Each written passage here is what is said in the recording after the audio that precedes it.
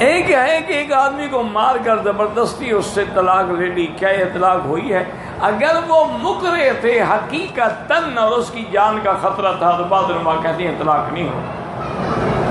لیکن امام صاحب، میں نے آپ کو کہا تھا نا کہ حلال حرام کے مسئلے میں امام صاحب بہت سخت ہیں، وہ بڑی احتیاط کرتے ہیں۔ جیسے اللہ نے فرمایا زنا کے قریب نہ جاؤ، یہ نہیں کہا کہ زنا نہ کرو، قریب جاؤ گے تو پھر پھنس جاؤ گے نا۔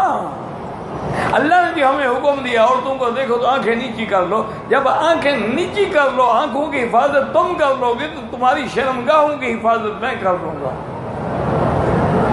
اسی لیے حکم ہے کہ قُل لِّلْمُؤْمِنِينَ يَغُضُّوا مِنْ أَبْصَارِهِمْ وَيَحْفَظُوا فُرُوجَهُمْ، اس کے فوراً بعد ہے تو جس نے آنکھیں نیچی کر لی انہی کی شرمگاہیں بچتی ہیں، اور جن نے آنکھیں اونچی کر کے آنکھ مٹکا کیا ان کی شرمگاہیں بھی نہیں بچتی، پھر وہ زنا میں مبتلا ہو جاتی ہے۔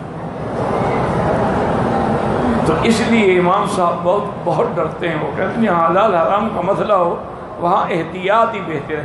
چلو زیادہ سے زیادہ دیکھو نا جی، مثال کے طور پر اگر طلاق مانو تو ایک عورت ہی جدا ہو جائے گی نا، لیکن اگر طلاق ہو گئی ہو نہ مانے تو زنا ہوتا رہے گا۔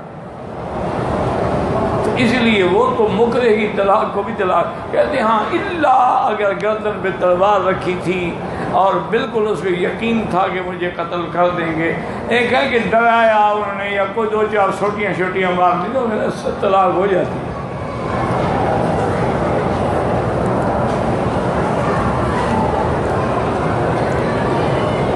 احرام باندھنے کے بعد جوتا پہن کے حرم میں آ گئے، یہ جوتا چپل پہننا چاہیے، بہرحال پاؤں کھلا ہونا چاہیے، جو کیا ہے صدقہ خیرات کر دو۔ صفا مروہ جب ہم دوڑتے ہیں تو ہر چکر پہ ہر دفعہ جب صفا پہ چڑھیں یا مروہ پہ دعا کریں، کرو اچھی بات ہے، نہ کرو تو کوئی بات نہیں، ایک لفظ بھی نہ کہو۔ صفا مروہ دوڑنے کا نام ہے، کوئی دعا یا وظیفہ پڑھنے کا نام نہیں ہے، یہ تو اس کا کرم ہے۔ فرمایا چکر تم لگاؤ قبول ہم کر، کوئی پڑھو نہ پڑھو۔